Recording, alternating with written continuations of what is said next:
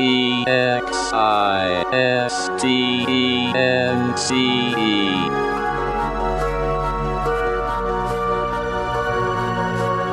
world filled with conflict, in a universe comprised of differences, there's one thing that absolutely everything shares in common. We all exist.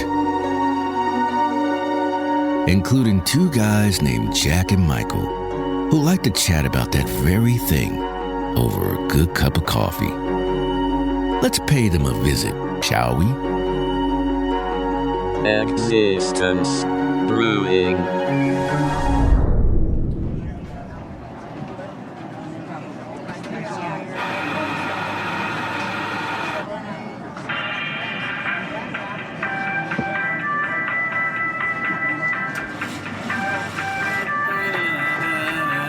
They need the death metal version of this, don't you think?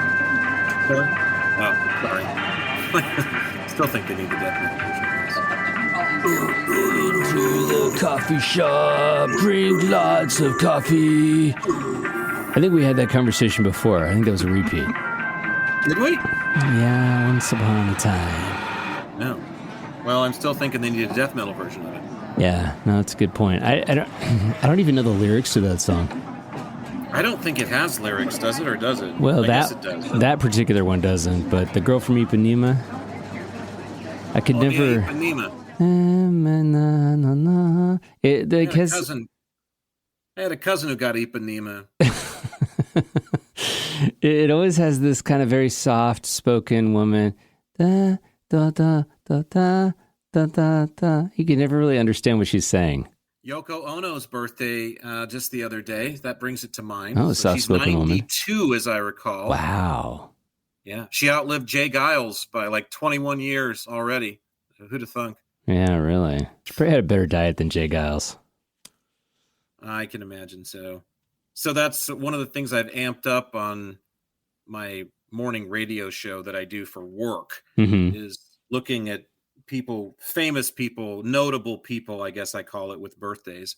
Because to me, they're not all famous. Because they always throw in this, as I think I've complained about before, this rash of, YouTube, social media influencers, people I've never heard of before. And it's just, to me, it's just I have a hard time centering that with fame. Yeah. Plus, I'm selective. It's my show, so I can ditch whoever I want. It was Charles Barkley's birthday today, and he was out. I didn't mention him. Of course not. Well, who keeps track of all those birthdays? Is there a big giant almanac somewhere that somebody? Yeah. It's wow, that's a lot of information to keep track of. People are interested in that stuff. What I use is jump off points for the trivia question I have to ask. So, guy got today's wrong. It was about Kurt Cobain. His birthday today too. Oh, okay. And asked which Western Washington city he was born in, and the guy Aberdeen flunked that exam. Exactly. You got it without even a multiple choice. See, and I always have to put multiple choice out for these brainless twits who Come as you are. Show. Come as you are. It's right there on the sign, dude. Read the sign. It's right there. Come as you are. Well, he said Forks, and I was just no. Close, but not quite there.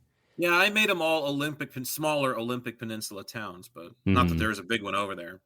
Because Aberdeen's not really a happening place, if you've ever been there. No, it's a very depressed town. Yeah. You drive in and almost feel kind of weird. Yeah, it's one of the more depressed towns you could visit as far as just vibe and mood. Its glory days are definitely well behind it. Mm-hmm. And it's known for various criminal dealings and activities. So, yeah, it's not a place that you want to move the kids if you can help it. Doesn't seem like. I always think of the line from The Simpsons, once the heart of a thriving squid gutting industry. So it almost kind of rings true, but that's kind of Westport more too, I think, because it's right on the coast and almost has the same sort of vibe. But yeah, this deal with these houses that are in, and I like to visit towns and, places where movies have been filmed. But of course, me, my tastes are just a little bit more obscure, I suppose, a little bit more, so I remember on St. Patrick's Day, I was living in Florida at the time miserably, and I was gearing up. I was wanting to move home, and I was taking a vacay back here in just really early spring, as I recall. And I had a lot of time on my hands in a rental car, and I thought, the hell with it. I'm going to drive to Lolita, California. And Lolita, California is where they filmed the movie Halloween 3, Season of the Witch, which is one of those great things that bring me and my girlfriend together, because a lot of people who enjoy the Michael Myers series, and I'm not a big slasher film guy. That's not really my thing. It's like you've seen somebody die by butcher knife once. It's in a fake context. Not that I ever want to see it for real, but it's like, I've seen this before. So they're, the entertainment value of those is minute compared to the one-off in Carpenter's series, which was Season of the Witch. And that whole series was supposed to just be, the first two were about Myers, but then the rest of them were supposed to be like different things. But everybody, the backlash from Halloween 3, Season of the Witch was just like, oh my God, where's Michael Myers? He's absent. This has nothing to do with it. It's ridiculous. I hate. So I had all these haters for years. I like that movie. I think it's entertaining as hell. I think it's the best Halloween movie in the franchise because it's not so predictably serial killer, timeless, endless, immortal serial killer BS going on with Donald Pleasance running around grabbing people by the collar going, hey, I don't understand you. He was great though too. Yeah. Greatest acne scars I think in the history of cinema. I might say so myself.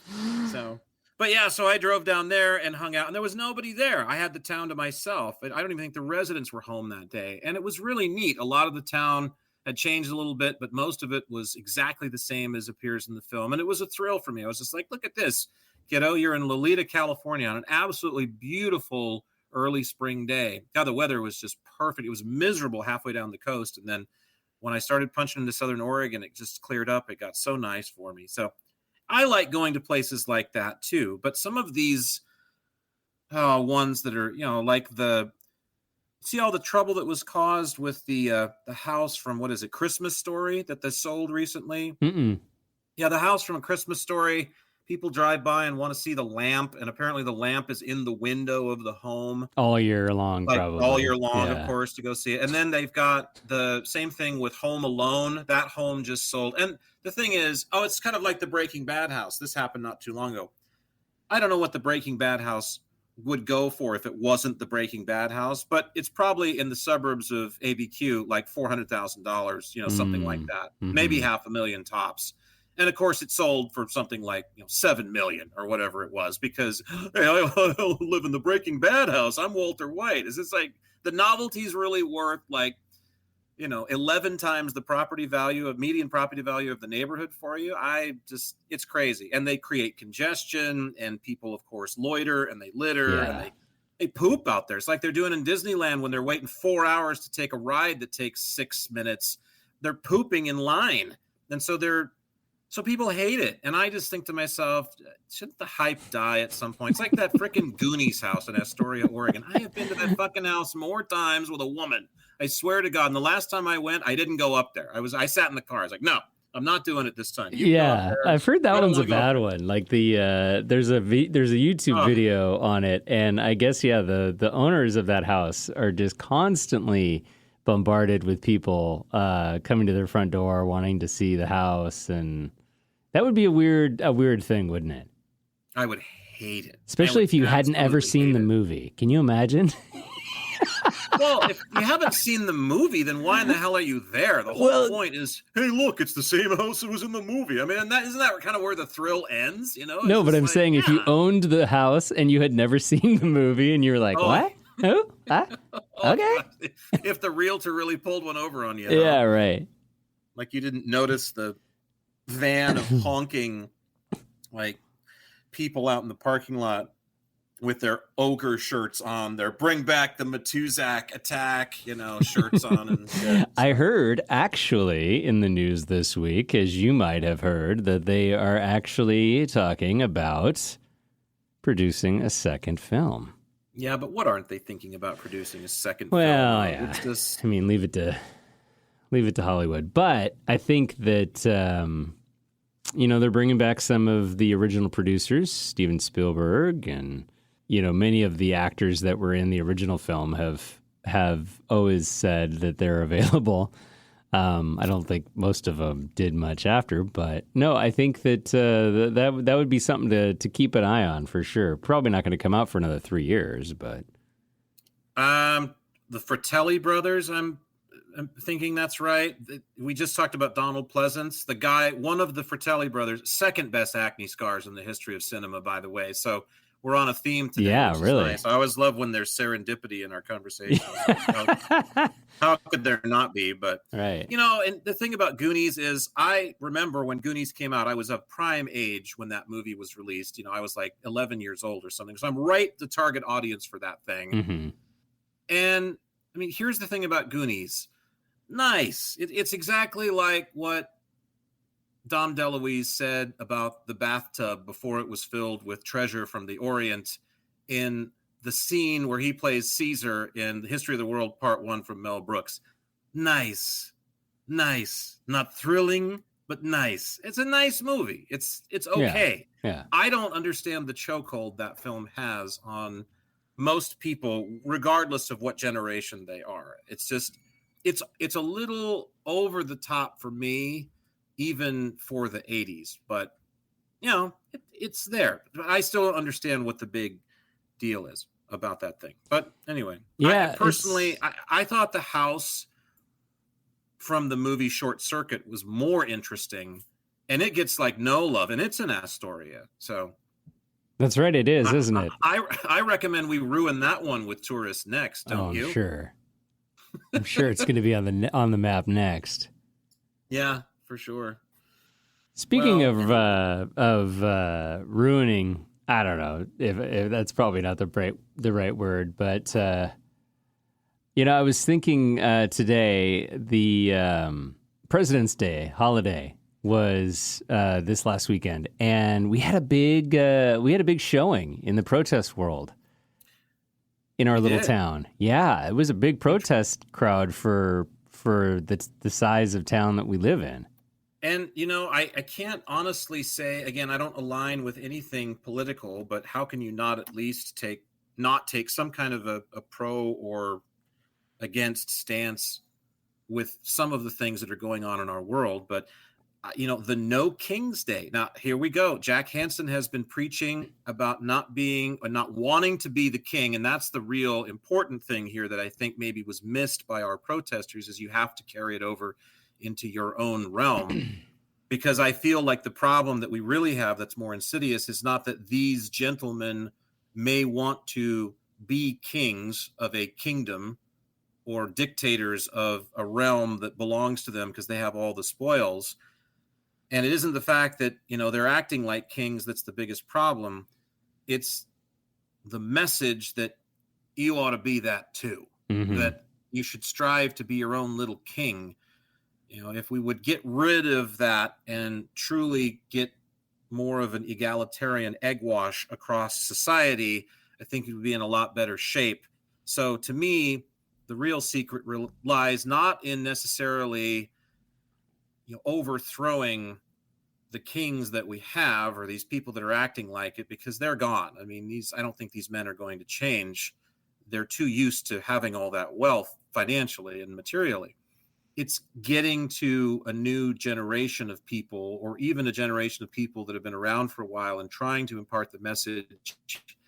It's a bad idea for you and for the rest of the world in all of its parts for you to pursue being your own little king. Let's get off of being the king, and just, can't we get into being like a really interesting plebeian? I mean, is there anything wrong with being pedestrian in the world? Why do you have to be royalty? I've already gone on my royalty knock, so we don't have to revisit that. But I feel like that's where the secret is. In case he just, hasn't really, I guess maybe his awareness culturally isn't super high, but I mean, our country hasn't really had a great relationship with kings. So I don't know if calling himself the king is really a good idea. Only Elvis. Only Elvis, right? But no, like whether I believe in I agree with what somebody is protesting. I always have a lot of respect, I think, for protesters because it takes time. It takes time to get out there. And have you ever protested anything in your life? Openly with signs and shouting with megaphones and stuff? No, I've never been a part of one of those things. I'm not a joiner. Okay. As Wayne Dyer once said, that's about the only thing I know that Wayne Dyer said, and I like it, and I just kind of gave up on him from there because I thought the rest was bullshit. But actually, no, he just parroted a lot of things other people said. No, I've never been a part of a protest like that. I was part of a demonstration once, and Really? it was an interesting deal. It was a group of people who were wanting to get together and essentially just stand on a corner, and I think it was during COVID, and they wanted to kind of just show some sense of unity or some sense of patriotism, I guess would be the right word for it. But we stood on the corner and we had a bunch of flags and we just waved at people. And it was interesting. It was an interesting, I mean, we didn't really have a message other than just, hey, we're here and we're waving at people. And it was during COVID, and then, one of the guys in the group got out a Trump flag, and that's when things got weird and the mood changed by the people who were driving by, because he was trying to, I think, then inject a little bit more of a message than the rest of us were trying to be there. And it was interesting. But regardless of whether I agree with what somebody's protesting or not, it takes time. It takes, it's a right that everyone has. And, the signs to me are always the thing that catches my attention. I love protest signs. I love the creativity that people put into them. And, I was going to say that, I think now that we've officially gotten into the season of what I'm going to dub protest season, because there's a lot to be in arms about. I think it's time that we really talk about what makes a good protest sign. The constitution of the perfect protest sign. Okay, yeah. I'm down for this. By the way, I thought when you started telling that tale there, I thought you were going to tell me, I thought I'd remembered that you were part of that protest they had here a few years ago. The fellas, there were about 12 or 15 of them who got together in front of the store and were rallying about not wanting to buy their wives' tampons anymore, but that wasn't you. That wasn't me. No, that wasn't me. So it's, I elicited the help of Google AI to tell me what makes a good protest sign. And number one, it was keep the message clear. It has to be concise. Okay. Has to be to the point. I agree. Also use very simple text. Fewer words are better than more words, because sometimes you see those protest signs that just have so many words and nobody can read everything that's on there. So, especially if you're whizzing by on a street corner at 40 miles an hour too. Absolutely. Downtown traffic, yeah. Be original and personal. Good luck with the original part. Yeah, really. Use bold font and large font. Make sure the text is legible from a distance. That's a good indicator. Good contrast. Tell me good contrast is. Use a bright background and contrasting text. Good. Yeah. Okay. Black letters, white poster. That's the. Also, holographic neon letters look great on a white poster. Was their final. Holographic neon letters. Letters, yeah. Look great on a white poster. Fancy. Yeah, that's kind of what I thought.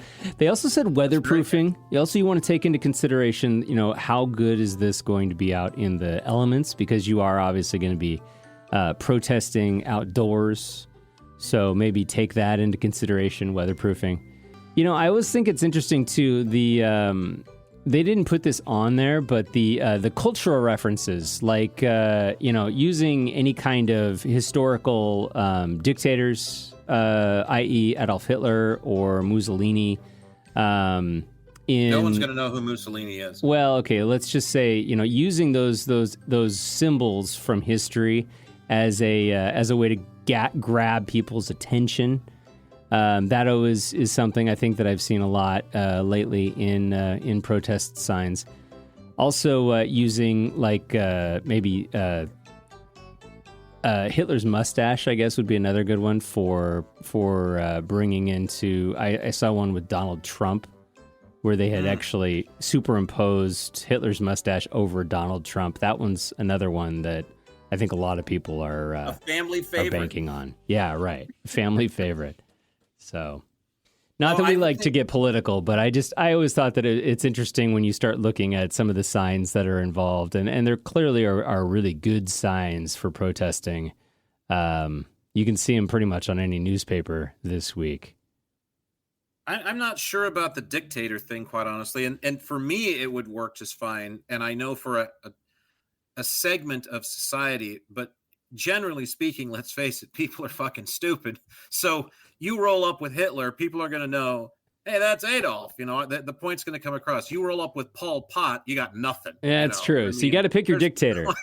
You got to pick your dictator. Yeah, so you got to be, and there's a very small field. I wouldn't even think like the Stalins probably qualify any longer as being recognizable. You know, so there's that. I would think this would be my strategy. In a stance of complete neutrality, and also as any good cosmic jester, as I kind of view myself, would do, to just draw at least a pinhead's worth of attention to the fact that the entire thing is just folly. That basically this whole thing that we're doing is ridiculous because we have access to love and understanding and all these things that are beautiful, and instead we decide to do this. Yeah. And so it's just folly. It's crazy. It's insanity. And so I would show up with the most incongruous image that I could imagine based on the protests. And it would probably be, you could do this with any protest, but I picture like just, throw out a protest. Just give me a reason why people protest. I don't care what side I'm on. Healthcare. So it's a protest for healthcare, and I show up with a sign, no words, just a nice, large, Crispin image of Donatello from the Teenage Mutant Ninja Turtles, and see how long it takes people to wander over and go, well, what the hell's this? And then you just have to explain, oh, it's Donatello from the Teenage Mutant Ninja Turtles, and I'm standing here with him. And that's as far as it fucking goes, okay? That's it. No, and Jack. Then when people try to analyze it, it's like you're making the point. People are like, well, Donatello didn't have anything to do with healthcare. I'm pretty sure who was the toy company that made them? Yeah, their plastics were safe. Or, yeah. It's like, look, you're overthinking it, dude.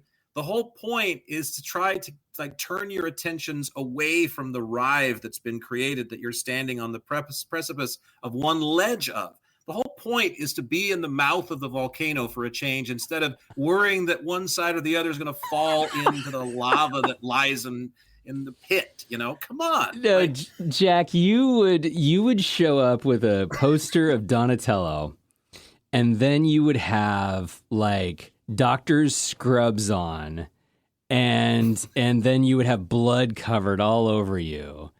And it would be like that Halloween costume that you explained about the HMOs. You would not only show up with a sign, but you would show up in costume. Yeah, we have daily protest. Not that I want to go down this road on a theological bent, but why not? I'm getting less afraid to tackle anything in this day and age. Yeah. Hell, I don't give a shit what you think of what I think anyway. It's all about it's all about free speech, right? Yeah, of course. But we have people that protest on a daily basis here too, because we have a free clinic. And in most communities with what's called a free clinic, this clinic does not offer like actual abortion services on site. No. Now, they, of course, can give recommendations to doctors who will or can perform those procedures, but there are no abortions taking place inside of this facility at all. And yet it's protested every single day. Right. And it has been for probably the bulk of this millennium. I'm thinking it's been going on for at least 20 or more years, that on any given working day for Oh, this yeah. clinic, there is at least one, if not 4 or 5 of these people outside holding up their signs. And Oh, here's yeah. the thing about that whole thing. I'm all for people who are passionate about what they believe in. And so while I may not entirely agree with their stance on abortion in society, Mm-hmm. I 100% salute their passion for the issue, even Mm-hmm. if it's not what I, again, agree with in one semblance or another. I think it's great. Now, the other thing I wonder is, who in the hell has that kind of time on their hands? And this is what I've always mostly wanted to do to those folks, You'd because be they go out surprised. there like 8 in the morning, like clockwork every day, and Oh, they yeah. stand there until the place is closed. And they must bring like a lunchbox with sandwiches and whatever. They've got their day figured out. It's kind of like, and what I want to say to them is, isn't this sort of like the guy that you sneer at down the block who holds up the sign that says, you know, need money, anything will help, you know, hungry veteran, like whatever it is, that gets out of his truck at 8 in the morning? The same thing as you both do the same thing. You get out here at 8 in the morning and you hold up a sign. And I know you're not necessarily asking for You're not anything panhandling. tangible, Yeah. but at the same time, you are asking for people to try and stop for a moment and consider the ideology of your particular stance on this social issue. Right. So you are asking for something of value, nonetheless, are you not?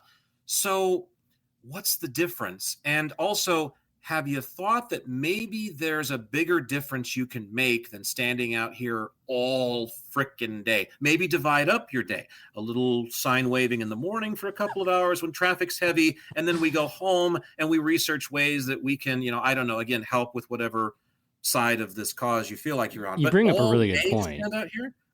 You bring up a really good point, because they are the same people who are anti-panhandling. And I want to say that, you know, if you're going to stand out in front of a place of business, it's one thing if you go to the courthouse and want to protest oil drilling or fracking.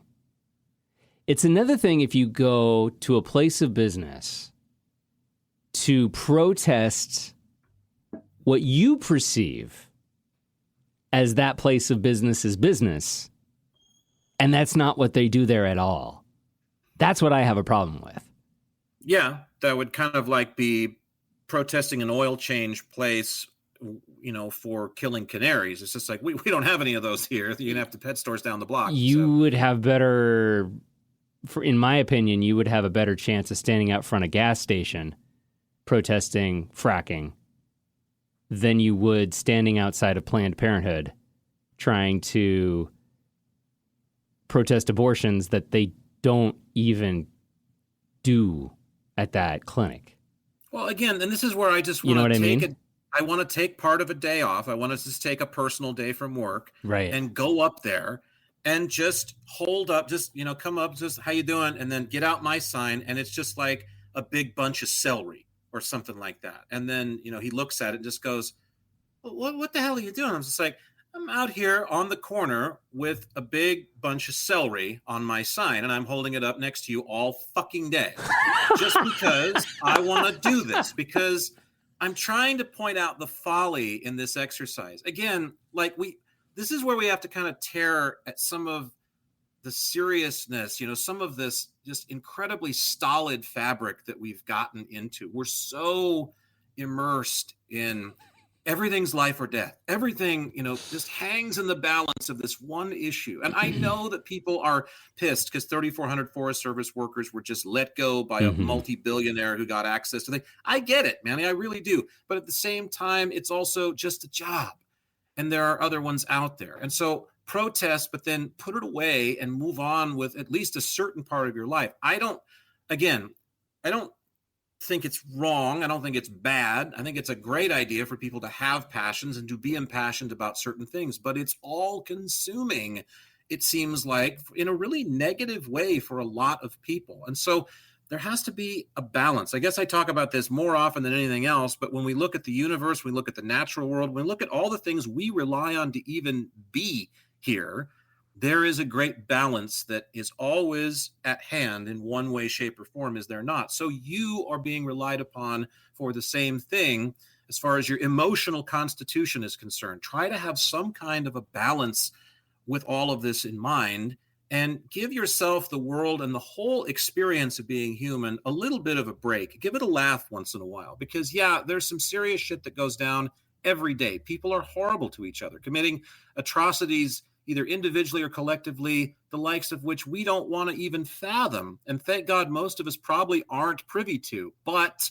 it's still not worth getting completely dire over. There's no need for just, this woebegone state to follow you around everywhere. We've got enough Eeyores in the world. I don't think we need any more. So yeah, I want to show up and just hold up, like I said, a sign with a red bell pepper or carrots or celery or something at the free clinic. And, they're going to be pissed at me, of course, because they're going to think I'm mocking them. And I'm not. I'm basically just saying, hey, why don't you take a break? Why don't you take a break? I really don't think that any fetuses are going to die in the next hour if you just get off this corner for a little while and go think about a few things besides this, or even apply this passion in a different way. George Carlin, to close out my thoughts, once said that most of the people who are against abortion are pro death penalty, which only means one thing, that they're not talking about your right to do anything or a fetus's right to do anything. They're talking about their right to decide who lives or dies. And it couldn't have been better stated by one of the masters of all time. So, when you're dealing with this whole thing, self-righteousness can sneak in very, very insidiously. So let's be careful and make sure we have that balance of our ducks that are in a row before we spend too much time out in the cold protesting the fact that this clinic is here. Because whether you like it or not, the clinic isn't handing out abortions left and right. Yes, I'm sure that's an option, but it's not what's going on inside that actual clinic. But yeah, protests are they're interesting. They're also interesting because they scare me because I'm such an individualist, and the mob mentality can take over quickly. And also the CIA learned in the 1960s when peaceful protests of tens of thousands of people were not uncommon. I mean, we'll never see a day like that again in history, sadly. That shit that happened at the reflecting pool in DC and the marches that occurred, you're talking tens of thousands of people peacefully assembling in one very public place. They don't allow it anymore. And one of the things that the CIA learned was, this is incredible, because the peace movement was getting somewhere.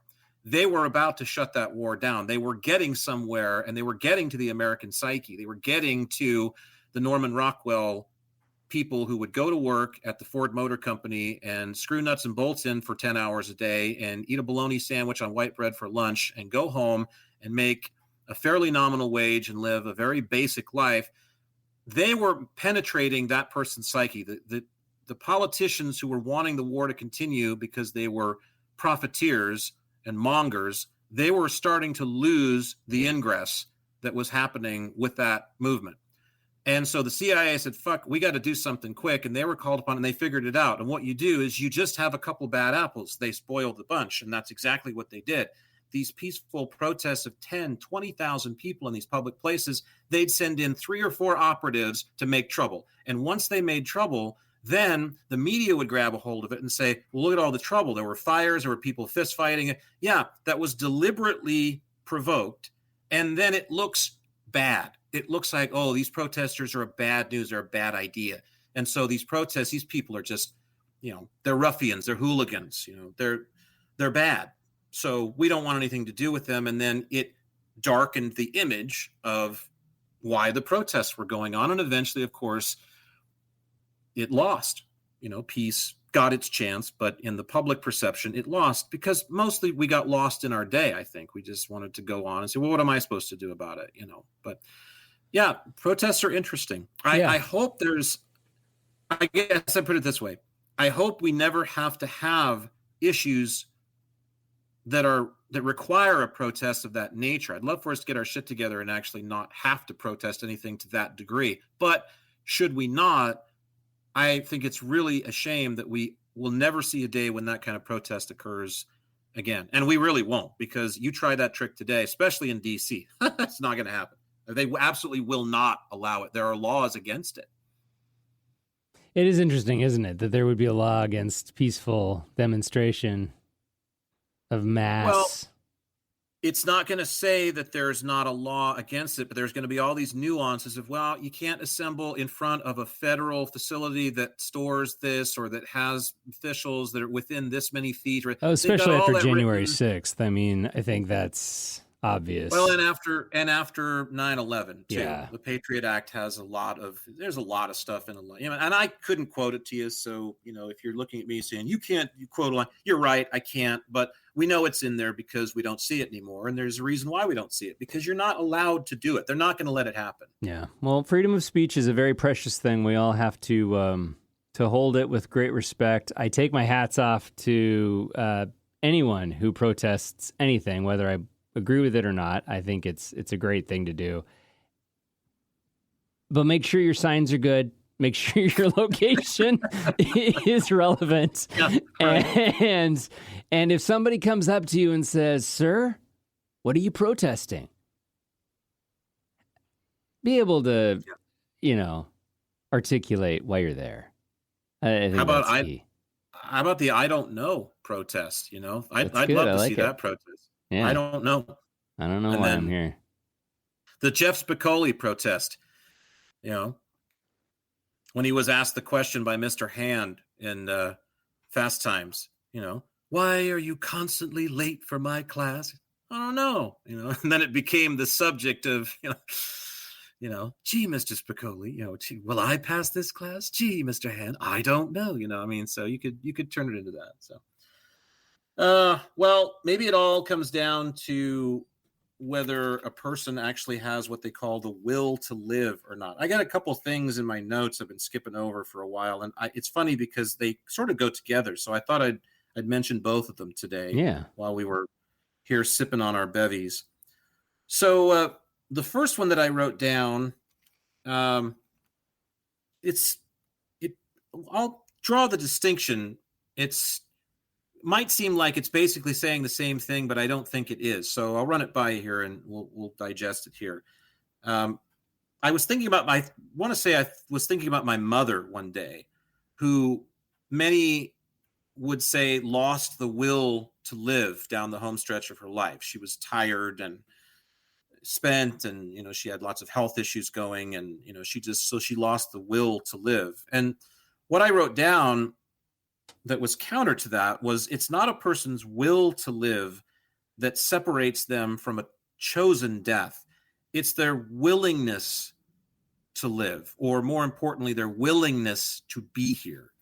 And you might say again, well, Jack, what's the distinction between will and willingness? There's really no difference. But to me, there is, because when we talk about a will to live, a will to go on, to me, the implication is there's this involuntary reaction to just continue on, like, I can't, like, a human being can't drown themselves intentionally. You can't pour water on yourself until you can't hold yourself under the bath water and die. Mm-hmm. It's not possible. Your body's naturally programmed to survive. And so to me, when we talk about the will to live, people say he's lost the will to live. Well, no, what may have happened is, losing the willingness to live. And the difference to me, again, is that this will to live seems like it's separate from us. It seems like it's this thing that kind of dogs us. Like, you got to live, you got to go on. It's time to move on. It's time to do this, time to do that. I know you're sick of it. Doesn't matter.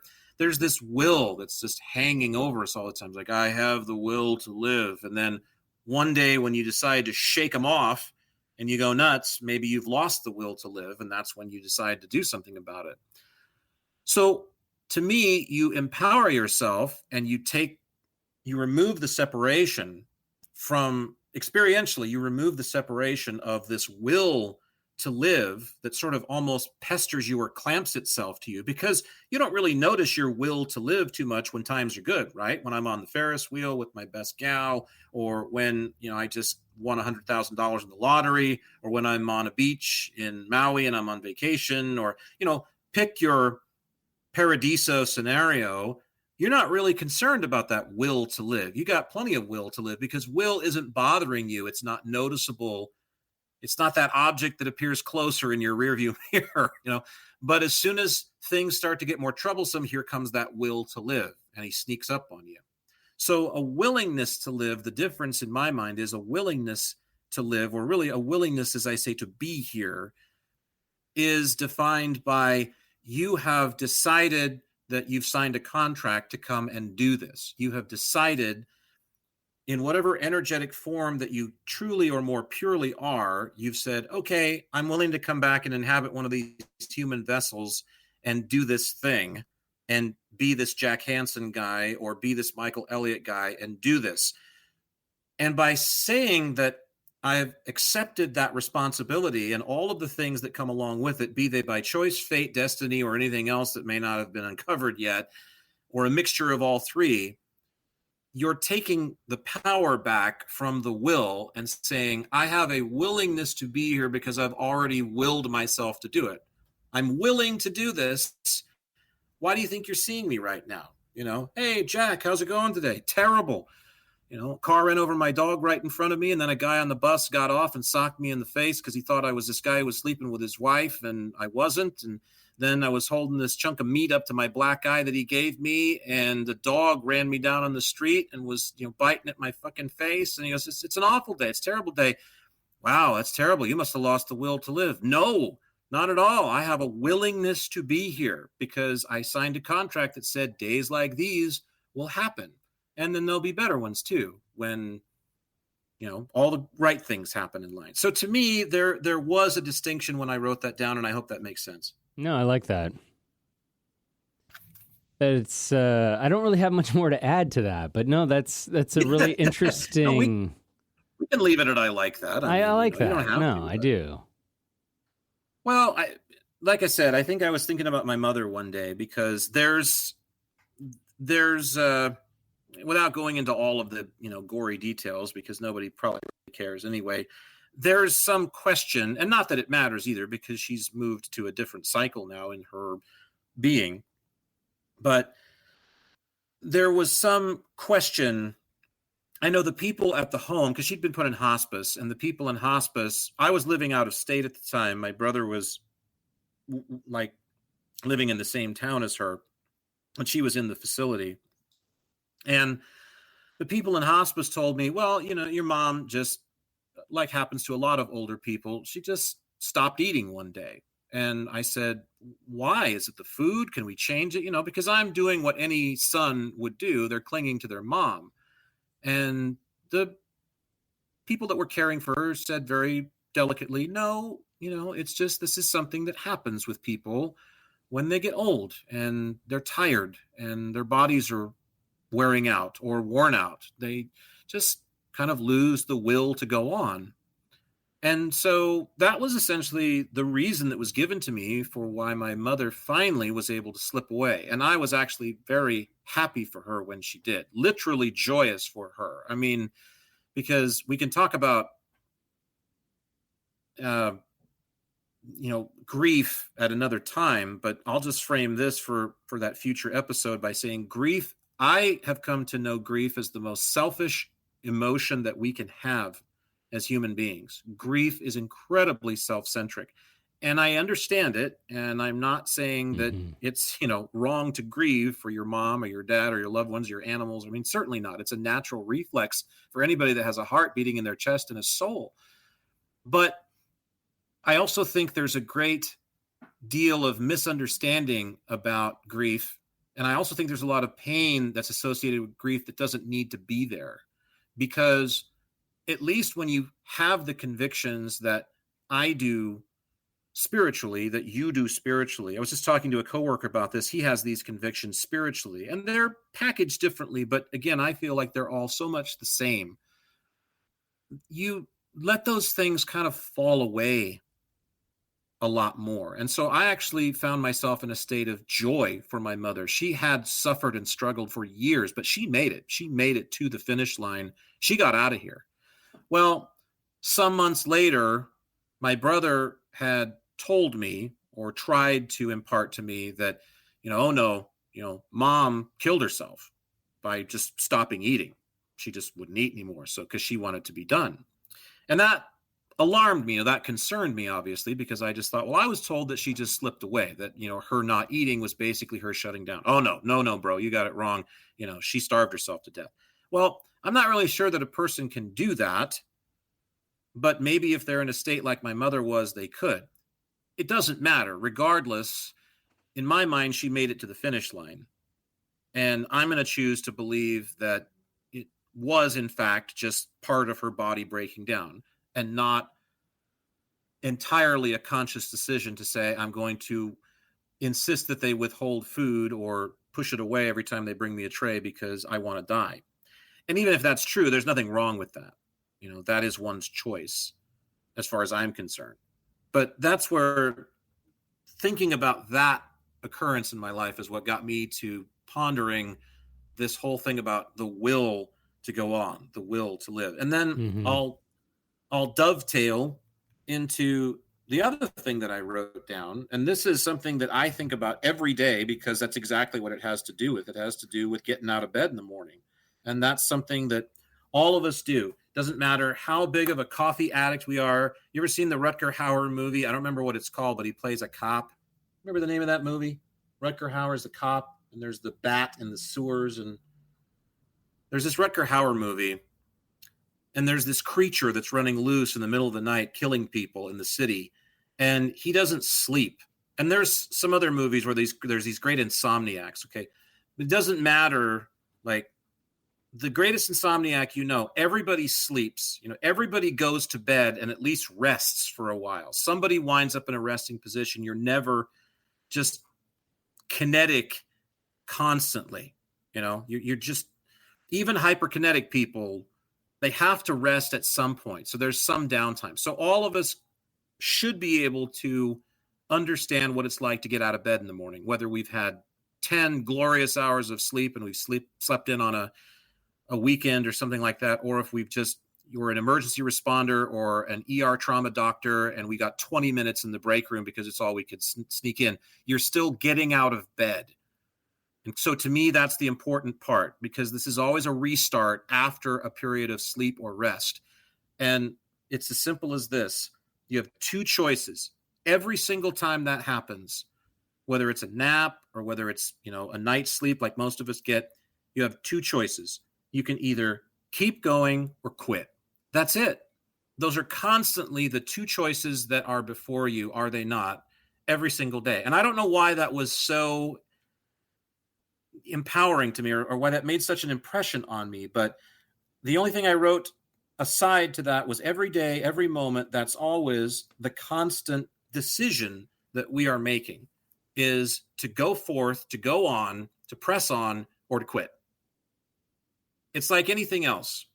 And I think that's a really important grounding for all of us to have, because I really feel like no matter what your day is like, living is not easy.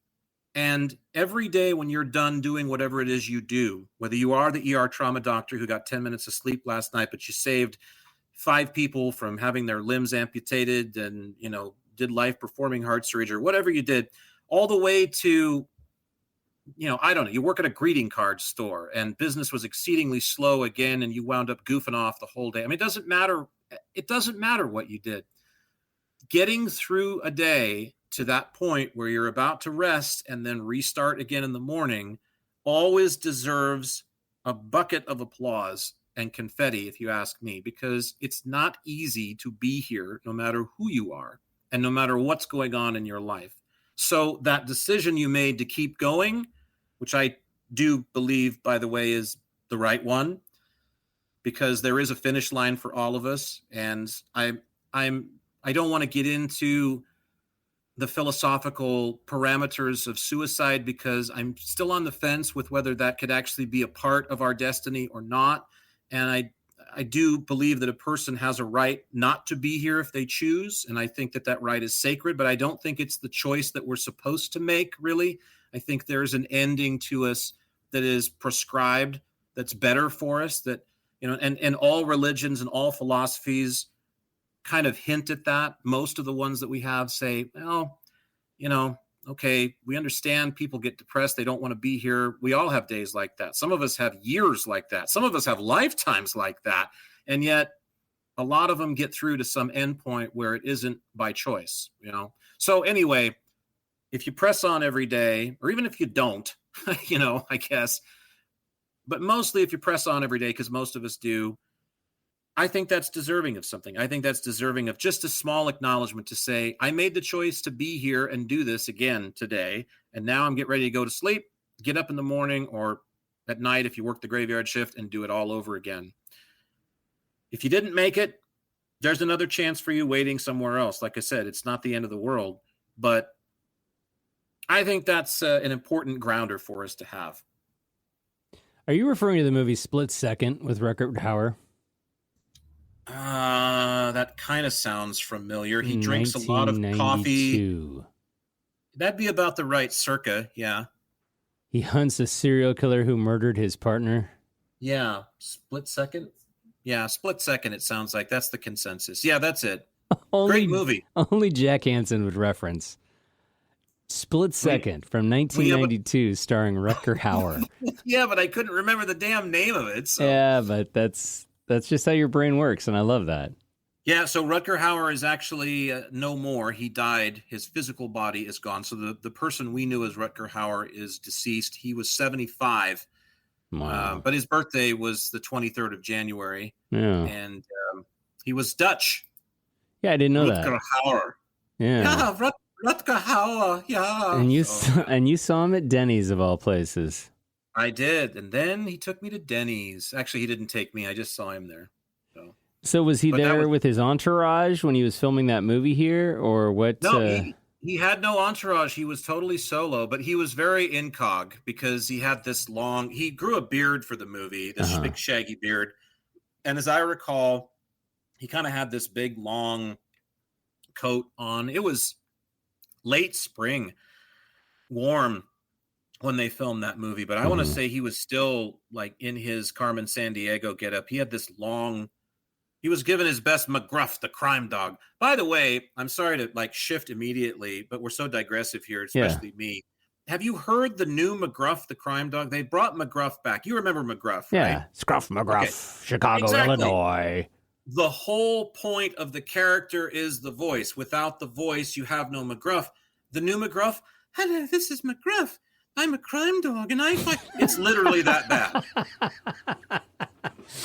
It was just like, you gotta fucking be kidding me. They couldn't find one guy who could do a decent Wolfman Jack impression. Like, that was McGruff. Funny.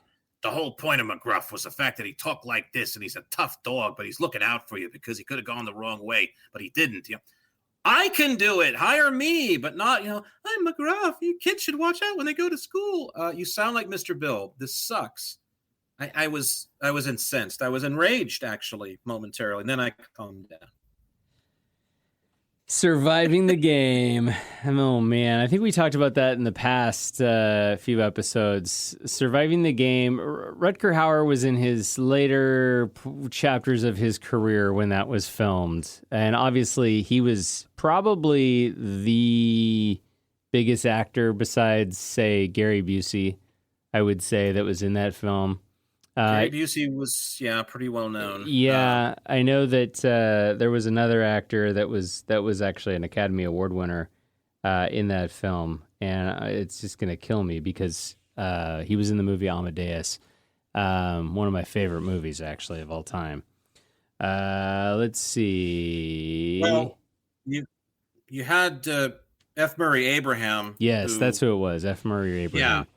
Yeah, he was great. And then, of course, Charles S. Dutton and Ice-T. Mm-hmm. And I think maybe they actually made the movie just so that Ice-T could be hunted by because I think everybody wanted to hunt Ice-T at that point in history anyway. I here's the thing. No, ill regard to Ice-T. I know in my day as a youth, as a adolescent, as a kid, the thing that he was known for was fronting the band Body Count, and they did the song Cop Killer. And of course now it's just like, who cares? In fact, that's probably going to be the slogan for the next protest that, is downtown. That's, like, let's get back at the cops because, they're all a menace to society suddenly. So, I mean, now a song Cop Killer, who cares, right? But back in, like 90 or whenever that came out, that was a big, oh my God, he's talking about killing cops and it's a song for profit and enjoyment for the kids. It was socially, it was a big deal.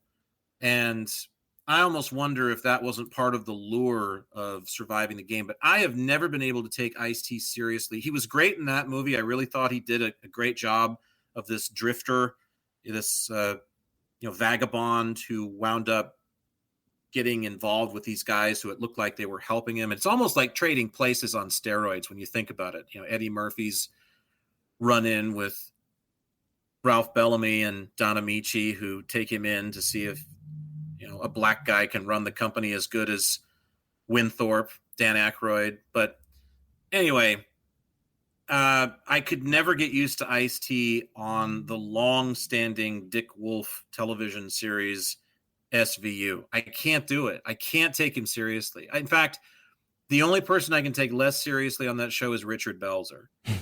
And he's not even on the show anymore. But Ice-T is just, we can't get rid of Ice-T from SUV. And they have SUV everything. Or SVU. I'm calling it SUV. SVU. Yeah. I mean, yeah. It's almost like you want to pick up the phone and say, Murray. That's pretending like the agent, in the middleman is named Murray because they're all named Murray, right? So it's just like, hey, Murray. I was just sitting here in my easy chair. I got to thinking, do we have SVU Boise? Yeah, it's been done. In fact, it's in season 7. Where the hell have you been? Okay, I'll call you back. Great. They have SVU everything. So when Ice-T filmed that, it was pretty early in his career, his acting career, I want to say. He wasn't as well of a known actor now as he is. And I remember they filmed part of that movie on some property that my grandparents owned in the Inant Valley. And there's a great photo of my grandfather, who actually was a deacon in the Catholic Church.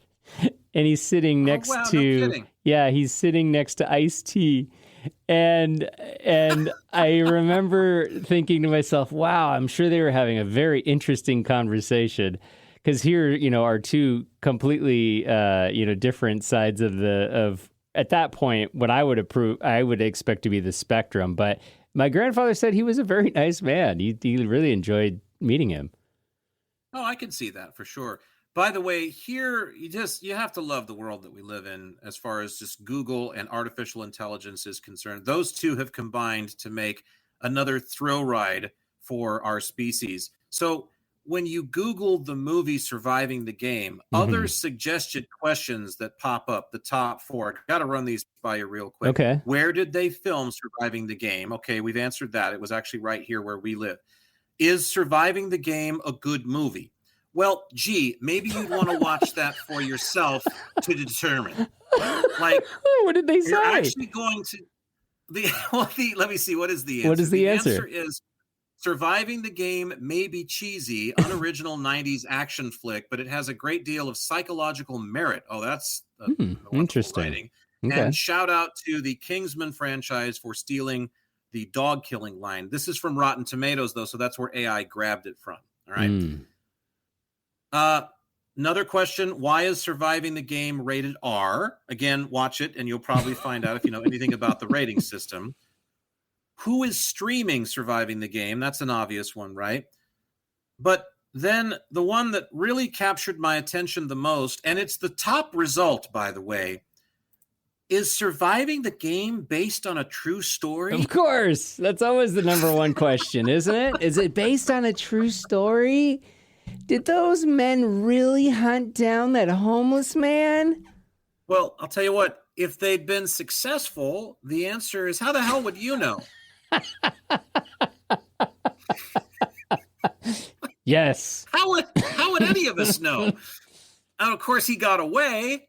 But did he ever say anything about it? I mean, when you think about it, think about it. The next time you're at Denny's, sitting there eating your country slam, the guy sitting next to you could be the actual survivor of the game. I mean, you should turn to him and ask, like, hey, you're not the guy who survived the game, are you? And then, because you could be in for a wicked night from there. It's like, oh, it was many years ago, and I was young and spry, and these sons of bitches, they approached me to go on a hunting trip with them, wanted me to show them around, and knew what happened. And then, like, wow. And so you're there for hours, you know? Yeah. And then he found all those heads in a pickle jar.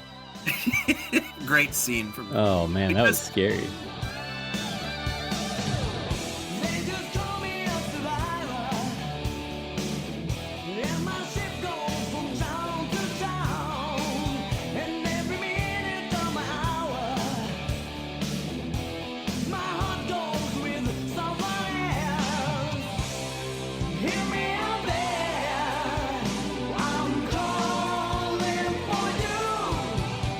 He's wanted dead or alive.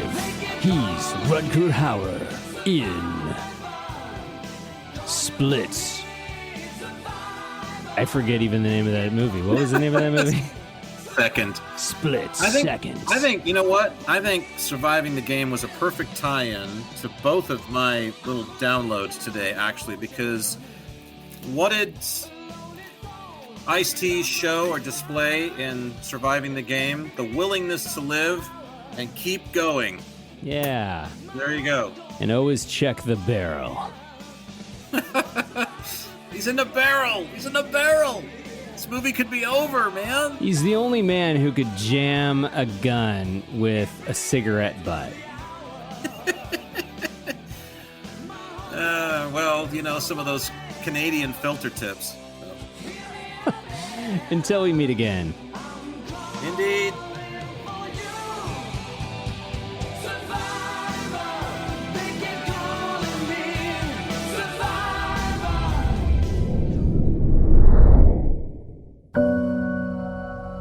Well, it looks like Jack and Michael have finished up their latest chat about all things existence. But if anything they said got your own Existence Brewing, be sure and catch their other talks at existencebrewing.com and drop them an email to share your thoughts using contact@existencebrewing.com. Existence Brewing.